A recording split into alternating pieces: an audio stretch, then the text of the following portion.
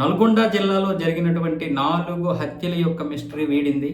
దీని వెనక ఆ కుటుంబానికి చెందినటువంటి అల్లుడు, కూతురే ప్రధాన సూత్రధారులుగా పోలీసులు అయితే బయటపెట్టారు. కేవలం ₹1 ఆస్తుల కోసం నలుగురిని తగలబెట్టేసినటువంటి పరిస్థితి. నలుగురిని అత్యంత దారుణంగా, కిరాతకంగా చంపేశారు. నల్గొండ జిల్లాలోని సాగర్ రోడ్లోని తెలంగాణ కాలనీకి చెందినటువంటి హసీనా కుటుంబం. హసీనా తన 3వ భర్త సుల్తాన్తో కలిసి ఉంటుంది. ఆ సుల్తాన్కి మొదటి భార్య ద్వారా కలిగినటువంటి ముజమ్మిల్ కొడుకు, అలాగే అక్షర కూతురు, వీళ్ళు నలుగురు కలిసి ఉంటున్నారు. ఈ హసీనాకి ఇతను 3వ భర్త కదా, మొదటి భర్త ద్వారా కలిగినటువంటి సంతానం ఇప్పుడు ఈ సుపారీ ద్వారా చంపించినటువంటి కూతురు.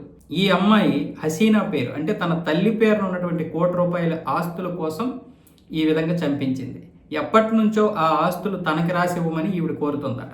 కానీ ఈ హసీనా అనే ఆవిడ తన భర్త అయినటువంటి సుల్తానా మొదటి భార్యకి పుట్టినటువంటి కొడుక్కి, కూతురికి రాసిస్తానని చెప్పడంతో మా ఆస్తులు మాకు చెందకుండా ఎవరికో ఇస్తావా అని చెప్పి ఈ కూతురు, అల్లుడు ఈ విధంగా పాత బస్తీకి చెందినటువంటి ఒక గ్యాంగ్కి సుపారీ ఇచ్చి మరీ వీళ్ళు ఈ విధంగా చంపించారు. శుక్రవారం రోజు రాత్రి ఈ గ్యాంగ్ వచ్చి హసీనాని తలుపు తట్టి బయటికి రప్పించి ఆవిడ మీద విచక్షణారహితంగా దాడి చేస్తే, ఆవిడ అరుపులు విన్నటువంటి కొడుకు ముజమ్మిల్ వస్తే అతను అడ్డుకున్నాడు.